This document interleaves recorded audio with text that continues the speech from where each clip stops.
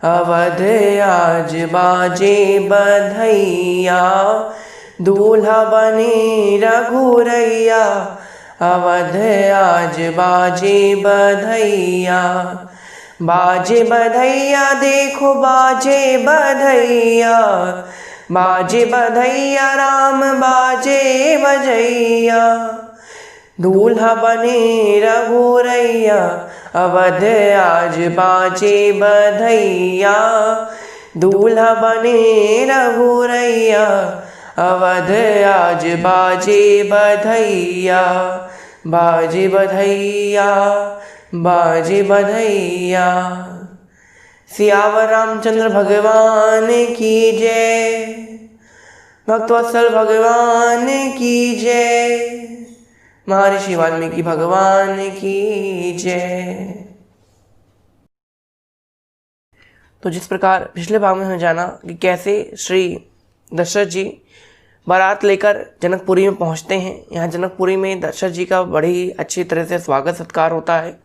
यहाँ पर राम जी मिलते हैं, कई दिनों बाद दशरथ जी से मिलते हैं, वशिष्ठ मुनि से मिलते हैं, सभी अयोध्या वासियों से मिलते हैं, भरत और शत्रुघ्न से मिलते हैं। यहाँ पर राम और लक्ष्मण इन सब से मिलकर बड़े ही प्रसन्न हैं। यहाँ पर अब रात व्यतीत हो जाती है। एक रात यहाँ पर जनकपुरी में दशरथ जी रुके हुए हैं।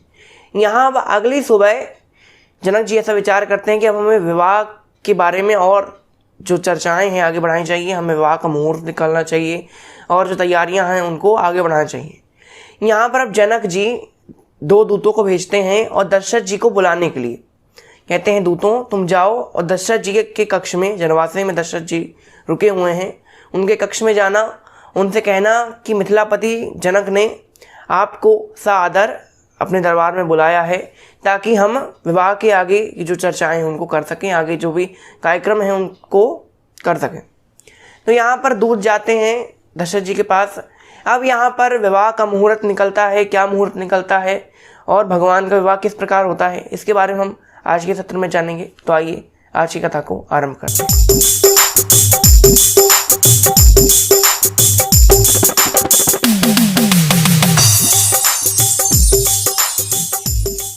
यहाँ पर अब वो दूत पहुँच जाते हैं श्री दशरथ जी के कक्ष में। यहाँ दशरथ जी के कक्ष में जाते हैं, सारा वृत्तांत सुनाते हैं। इसके पश्चात अब यहाँ पर दशरथ जी वशिष्ठ मुनि को लेकर पहुँच जाते हैं राजा जनक के दरबार में। यहाँ पर राजा जनक जी बैठे हुए हैं, शत्रुघ्न जी बैठे हुए हैं और सारे मंत्रीगण उनके बैठे हुए हैं। यहाँ राजा दशरथ को आता हुआ देखकर जनक जी अपने आसन से खड़े हो जाते हैं, नमन करते हैं, प्रणाम करते हैं। इसके पश्चात दशरथ जी को भी आसन देते हैं, वशिष्ठ मुनि को भी ऊंचा आसन प्रदान करते हैं। यहाँ पर अब जनक जी के दरबार में शत्रुघ्न जी खड़े होते हैं और अब यहाँ पर शत्रुघ्न जी कहते हैं कि हे मिथिलापति राजा दशरथ और वशिष्ठ मुनि, जैसा कि हम सभी जानते हैं कि राम ने श्री जनक जी की प्रतिज्ञा अनुसार शिव धनुष को भंग किया प्रत्यंचा चढ़ाते समय। यहाँ पर जैसे ही शिव धनुष भंग हुआ वैसे ही जनक जी की प्रतिज्ञा के अनुसार सीता माता का विवाह राम जी के साथ हो गया, ऐसा मानना चाहिए। लेकिन जैसा कि जनक जी चाहते हैं कि हमारी बेटी और हमारे जो दामाद हैं उनका विवाह बड़े ही धूमधाम से रीति रिवाजों के साथ, वेदोक्त रीतियों के साथ, सांसारिक रीतियों के साथ, सभी प्रकार की रीतियों के साथ संपन्न हो, तो अब मैं चाहता हूं कि आगे के जो भी कार्यक्रम होंगे, जो विवाह का मुहूर्त आदि निकलेगा, उन सभी के बारे में अब दशरथ जी अपना मत रखें। यहाँ पर दशरथ जी कहते हैं कि देखिए, जैसा कि हम सभी जानते हैं कि हमारे रघुकुल के, हमारे सूर्यवंश के अधिष्ठ देवता हैं ये वशिष्ठ मुनि। तो अब जो ये कहेंगे अब वही होगा। अब जैसा इनका मत होगा, जो इनकी राय होगी, हम सभी उस पर अमल करेंगे, हम सभी उसको मानेंगे। यहाँ पर अब वशिष्ठ मुनि कहते हैं कि हे जनक, जैसा कि आप बड़े विद्वान हैं, राजर्षि हैं, तो आपको ये तो पता होगा कि विवाह केवल 2 व्यक्तियों में नहीं होता। संबंध केवल, वैवाहिक संबंध केवल 2 व्यक्तियों में नहीं होता कि एक लड़का है एक लड़की है, विवाह हो गया तो इन दोनों के बीच में संबंध हो गया। नहीं, संबंध होता है 2 परिवारों के बीच, उनकी विचारधाराओं के बीच, उनकी रीति रिवाजों के बीच। यानी यहाँ पर 2 प्रकार की जो धर्म हैं, जाति हैं, संप्रदाय हैं, उनकी जो सोच विचार हैं, उन सभी का मेल होता है। केवल 2 लोगों का मेल ही विवाह नहीं है। तो यहाँ पर वशिष्ठ मुनि कहते हैं कि अब मैं आपको रघुकुल में जितने भी राजा हुए हैं, जितने भी महाप्रतापी राजा हुए हैं, अब मैं उनके बारे में आपको संक्षिप्त रूप से बताने जा रहा हूँ। अब यहाँ पर जो वशिष्ठ मुनि हैं वो अब जनक जी के सामने सारे राजाओं का वृत्तांत सुनाते हैं। क्या सुनाते हैं? वशिष्ठ मुनि कहते हैं कि राजन, इसी कुल में बड़े ही प्रतापी, बड़े ही दानी और बड़े ही सत्यवादी राजा हुए हैं जिनका नाम है हरिश्चंद्र, जिनके जैसे बहुत कम ही राजा इस पृथ्वी पर हुए हैं। उनके जैसा दानी, उनके जैसा सत्यवादी, उनके जैसा पराक्रमी राजा, पुण्यकर्मी राजा, ऐसे एक राजा इस पृथ्वी पर कम ही देखने को मिलते हैं। यहाँ पर अब बताते हैं कि भगीरथ, जिनके उपकार को आज तक कोई भूल नहीं सकता, जिनके द्वारा इस सृष्टि पर, इस पृथ्वी पर गंगा माता का अवतरण हुआ, जिसके द्वारा आज मनुष्य अपने पापों को धुल रहा है, वो साक्षात गंगा माता राजा दशरथ के पूर्वज भगीरथ द्वारा ही लाई गई थी। यहाँ पर और बताते हैं कि इसी कुल में रघु नाम के राजा हुए, जिनके नाम से ये वंश, सूर्य वंश, इक्ष्वाकु कुल अब रघुकुल कहलाया जाने लगा। इसके पश्चात आगे चल के इसी कुल में हुए राजा अज, और अज के पुत्र हुए राजा दशरथ, और दशरथ के पुत्र हुए हैं श्री राम, लक्ष्मण, भरत और शत्रुघ्न। अब मैं आपकी जो बड़ी बेटी सीता है उसको मैं राम के लिए वरण करता हूँ, और आपकी जो छोटी बेटी उर्मिला है उसको मैं लक्ष्मण के लिए वरण करता हूँ। यहाँ जैसे ही अभी राम और सीता का विवाह तो होना ही था, जैसे ही वशिष्ठ मुनि ने कहा कि मैं आपकी छोटी बेटी उर्मिला का वरण लक्ष्मण के लिए करता हूँ, तब यहाँ पर जो राजा जनक थे उनकी जो खुशी थी वो और डबल हो गई और दुगनी हो गई। यहाँ पर राजा जनक बड़ी प्रसन्न है। यहाँ पर अब विश्वामित्र जी भी उसी सभा में बैठे हुए थे। विश्वामित्र जी कहते हैं कि अगर वशिष्ठ मुनि की आज्ञा हो तो हम भी कुछ कहें। वशिष्ठ मुनि ने कहा बिल्कुल कहिए, आपका जो भी मत हो आप भी रखिए, आप भी गुरु के समान हैं। तब यहाँ पर विश्वामित्र जी ने कहा कि हम चाहते हैं कि अगर राम और लक्ष्मण का विवाह उर्मिला और सीता के साथ हो रहा है, अगर दो भाई इस मिथिला नगरी से विवाहित होकर जा रहे हैं, तो अगर दो भाई यहाँ से कुंवारे लौट कर चले गए अयोध्या नगरी में, तो ये ठीक बात नहीं है। तो हमारा ऐसा मानना है कि राजा जो कुशध्वज हैं, कुशध्वज कौन है? ये हैं जनक जी के भाई, जो सांकाक्षा नाम की नगरी में रहा करते हैं। इक्षुष्मती नदी के किनारे है सांकाक्षा नगरी, उस सांकाक्षा नगरी के ये राजा हैं। उनकी दो बेटी हैं मांडवी और शुतकीर्ति। तो हमारा ऐसा मानना है, यहाँ विश्वामित्र जी कह रहे हैं कि हमारा ऐसा मानना है कि मांडवी का विवाह भरत से करा दिया जाए और शुतकीर्ति का विवाह करा दिया जाए शत्रुघ्न से। यहाँ पर जनक जी की खुशी अभी डबल थी, अब 4 गुना हो गई।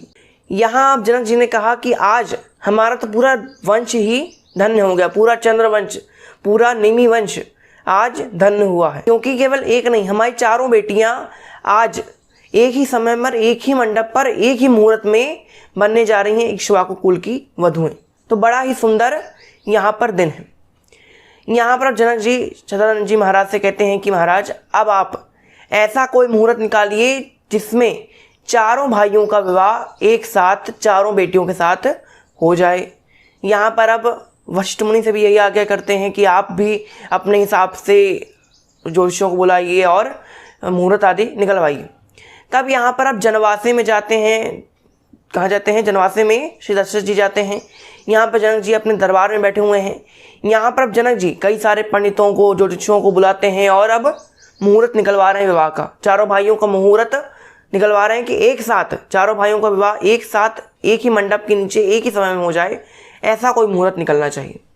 यहाँ पर पंडित निकाल रहे हैं मुहूर्त जनक जी के दरबार में। यहाँ पर अब ब्रह्मा जी साक्षात प्रकट हुए हैं जनक जी के महल में, जहाँ पर श्री दशरथ जी जनवासे में रुके हुए हैं। उस जनवासे में साक्षात ब्रह्मा जी बैठे हुए हैं और यहाँ पर साक्षात ब्रह्मा जी अब भगवान श्री राम के विवाह का मुहूर्त निकलवाते हैं। यहाँ पर ब्रह्मा जी जनवासे में मुहूर्त निकलवा रहे हैं और जनक जी के दरबार में कई सारे ज्योतिष और पंडित मुहूर्त निकाल रहे हैं। यहाँ पर अब दोनों जगह एक ही समय पर एक ही मुहूर्त निकलता है। क्या मुहूर्त निकलता है? अगहन मास के शुक्ल पक्ष की पंचमी के दिन मंगलवार को, यानी अगहन मास के शुक्ल पक्ष की पंचमी को, अगहन मास को उत्तर फाल्गुनी नक्षत्र में भगवान श्री राम के विवाह का और 4 भाइयों के विवाह का मुहूर्त निकाला जाता है। यहाँ पर अब जैसे ही यहाँ मुहूर्त निकला, अब यहाँ पर सभी लोग इस दिन की प्रतीक्षा कर रहे हैं कि अब कब वो दिन आएगा और हम भगवान श्री राम की बारात में दोबारा, क्योंकि अब जनवासे से और जनक जी की महल तक बारात दोबारा जाएगी। यहाँ पर अब सभी लोग और उत्साहित हैं कि हम दोबारा बारात में सम्मिलित होंगे, श्री राम जी के विवाह का हम आनंद लेंगे। यहाँ पर बड़े ही प्रसन्न हैं। यहाँ मिथिला नगरी के लोग भी बड़े प्रसन्न हैं। यहाँ पर जैसे ही मिथिला के लोगों को ये पता चलता है कि ब्रह्मा जी साक्षात आए हुए हैं, तो यहाँ पर जो मिथिला के लोग थे वो ब्रह्मा जी को देखने के लिए आते हैं। यहाँ जनवासे में बाहर ही पूछते हैं कि ब्रह्मा जी आए हुए हैं क्या। लोग कहते हैं हाँ ब्रह्मा जी आए हुए हैं, जलपान कर रहे हैं, अभी मुहूर्त निकालें। तो यहाँ पर मिथिला के लोग पहुँच जाते हैं ब्रह्मा जी के पास। यहाँ पर ब्रह्मा जी से कहते हैं कि आप ये समय का जो निर्धारण होता है, ये रात दिन ऊपर नीचे, ये सब आप ही करते हैं ना। ब्रह्मा जी ने कहा हाँ हम ही करते हैं। तो यहाँ पर मिथिला के लोगों ने कहा कि हम चाहते हैं कि जैसा कि 12 घंटे का दिन होता है, 12 घंटे की रात होती है, हम चाहते हैं कि राम जी का विवाह जब तक चले तब तक 24 घंटे का दिन या 24 घंटे की रात कर दीजिए। क्योंकि 24 घंटे का जब दिन होगा तब हम लगभग 24 घंटे तक भगवान श्री राम का साक्षात दर्शन करेंगे, तो हमें बड़ी ही प्रसन्नता होगी। ब्रह्मा जी ने कहा कि देखिए अब इसके लिए हमको ऊपर से ऑर्डर लेने पड़ेंगे, क्योंकि ये सब काम हम करते हैं दिन रात का, लेकिन दिन रात का अगर समय बदल देना हो, अगर समय को थोड़ा सा हेर फेर करनी हो, तो हमको आगे ऊपर ऑर्डर लेने पड़ते हैं, भगवान श्री विष्णु से, शिव जी से पूछना पड़ता। तो पूछ के हम आपको बताएंगे। यहाँ पर मिथिला के लोगों की प्रसन्नता देखिए, कितने प्रसन्न हैं कि वो चाहते हैं कि 24 घंटे का दिन और 24 घंटे की रात हो जाए। यहाँ पर मिथिला के लोग बड़े प्रसन्न हैं। और यहाँ पर सभी लोग जनक जी की बड़ी वाहवाही कर रहे हैं। यहाँ पर लोग अपनी वाहवाही कर रहे हैं कि हमारे भाग कितने अच्छे हैं जो अब हम भगवान श्री राम के विवाह का आनंद लेंगे, साक्षात जगत पिता के विवाह का हम आनंद लेने वाले हैं। बड़े प्रसन्न हैं। यहाँ पर अब वो दिवस आता है जिस दिन अब भगवान श्री राम का, सीता माता का, चारों भाइयों और जो जनक जी और कुशध्वज जी की बेटी हैं उन सबका विवाह होने वाला है।